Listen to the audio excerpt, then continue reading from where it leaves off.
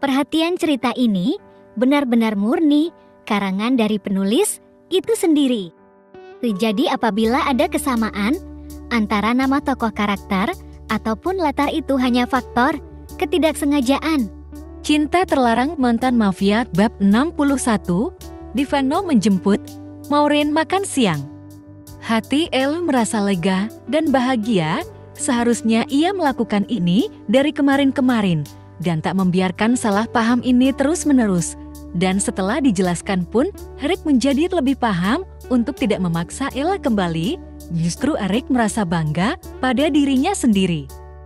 Karena ia menjadi pacar pertama Elle semasa hidupnya, dan ia berharap akan menjadi yang pertama dan terakhir. Ini mah kamu yang makan ujung-ujungnya? Ujar Elle cemberut sambil menyuapi Eric. Hampir seluruh nasi goreng itu tandas perut Eric. Dan Elle hanya makan beberapa suap saja. Keduanya tengah duduk di bawah beralaskan karpet tebal dan punggungnya menyender di sofa. Nanti aku transfer tenaganya ke kamu, goda Eric sembari memanyunkan bibirnya.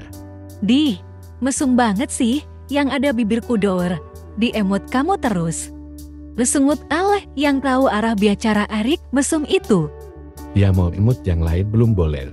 Nunggu sah gak tahu kapan sahnya. Wajah Eric memelas. Mulai. Kesal Ella menyuapi Eric dengan kasar. Beberapa menit kemudian, mereka telah selesai sesi makan siang mereka, di mana semua nasi goreng buatan Bu Ajeng itu diabaikan oleh Eric, sehingga Eric memesan makanan yang lain untuk sang kekasih.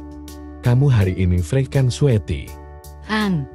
Degum Ella yang masih fokus dengan kartun Upin Ipin favoritnya yang ia tonton di iPad milik sang kekasih, udah lupa sekarang sama jadwal pacarnya. Gara-gara beberapa hari nggak ke AS cibir Ella. Salah. Ngomong salah. Eric frustasi, mengacak rambutnya asal. Posisinya saat ini, Eric tengah duduk lesehan bersandar di sofa. Sedangkan Elle berbaring berbantalkan paha Eric. Elle melirik singkat, lalu memfokuskan pandangannya kembali pada layar iPad itu. Poin pertama, wanita benar. Kedua, wanita selalu benar jika wanita salah kembali. Pada poin keduanya sayang. Jawab Elle dengan terkikik geli, masa gitu harus diajarin sih? Kamu itu harus hafal dan paham. Jika itu adalah pasal wajib yang harus laki-laki ketahui, haram hukumnya. Eric, nanti sore aku mau jalan sama Anjani boleh? Elle merubah posisinya menjadi duduk di hadapan Eric. Siapa Anjani? Cika, masa lupa sih? Salah satu pasin aku dulu. Eric mencoba menerawang, mengingat-ingat siap Anjani itu, bocah kecil yang tengil itu. Anaknya diduda kampret. Jawab Eric tak suka. Ngomongnya cantik gemesin gitu malah. Elle menabok pelan lengan Elle. Gak. Boleh, nanti kamu disangka ibunya dan istrinya si duda kampret itu. Eric melengos, enggan menatap sang kekasih. Melihat kelakuan Eric, membuat Elle menghela nafas kasarnya. Baru juga akur, jangan marahan lagi dong Rick. Elle menggoda Eric dengan menul-nul pipi Eric. Kalau nggak mau aku marah, ya jangan pergi sama dia. Nggak gitu Eric, aku udah janji sama dia, kapan tahu sampai saat ini belum aku tepati. Kasian dia anak yatim, pahalanya besar tahu kalau membuat dia bahagia. Nggak usah bawa-bawa pahala. Nggak suka aku, Eric dalam body nyambat. Setelah aku nepatin janji sama Anjani, lalu kita pergi, liburan mungkin. Mencoba yacin yang kamu belikan untukku? Tawar Elle dengan senyum sumringahnya. Tapi hanya berdua. Aku nggak mau ada yang lain, pinta Eric melunjak. Iya oke, hanya berdua. Elle terpaksa mengikuti. Mau sang kekasihnya kan? Ribet juga pacaran. Apalagi lewat modelan cowok seperti Eric ini, walau bucin dan cinta mati sama Elle, sifat cemburu dan kekanak-kanakannya lebih menonjol. Ingat, jangan dekat-dekat dengan si duda kampret itu, harus ada jarak. Aku mengutus satu bodyguard yang akan mendampingi kamu. Nggak ada penolakan, nurut atau tidak sama sekali. Titah Eric, tak bisa dibantahkan. Ale menghubungi nomor Anjani supaya menjemputnya di kantor sang kekasih dan mengurungkan niat untuk dijemput di RS. Ayo Eric, kita turun ke bawah, Anjani bentar lagi sampai. Ila terus memaksa Arik agar ikut turun. Bukannya gerak cepat, justru Arik semakin memperlambat pekerjaannya. Biarkan mereka menunggu, jawab Erik tanpa rasa bersalah. Astaga Arik, tu turun sekarang atau aku turun sendiri? Tegas Elong. Akhirnya mereka berdua berjalan menuju lobi utama. Kantor Erik yang cukup mewah ini, teting.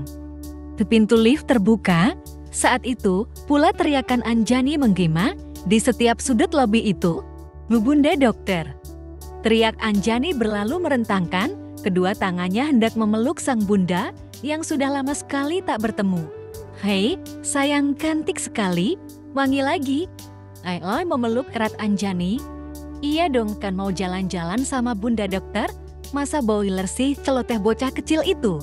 Masih juga anak-anak sudah diajari centil seperti itu, mencerminkan bapaknya banget, gumam Erik sewat. Namun masih terdengar di telinga Ella yang langsung dihadiahi pelototan tajamnya. Kita masuk mobil, let's go. Berangkat, kita akan bersenang-senang. Teriak Ella lalu, disambut pekikan oleh Anjani yang tak sabar. Ingat jaga batasanmu. Dia kekasih saya. Jika bukan Ella yang memaksa, saya tidak akan mengizinkan dia pergi bersama Anda. Itu murni hanya rasa kemanusiaan saja. Jangan berharap Ella menjadi penyempurna hidup Anda. Erik memperingati dewa si duda kampret itu, memasukkan kedua tangannya ke dalam saku celana. Aura dingin terpatri jelas di wajah Erik. Dengan santainya dewa menjawab, sebelum Anda menandatangani buku hijau dan merah semuanya masih bisa terjadi, ujar Yang dengan tenang. Saya Tuan Andriko yang terhormat, sambung duda yang tak kalah tampannya itu. Hal tersebut membuat hati Erik membara. Pebatingnya menyumpah serapah dewa itu yang telah kurang ajar. Dia belum tahu siapa Erik sebenarnya.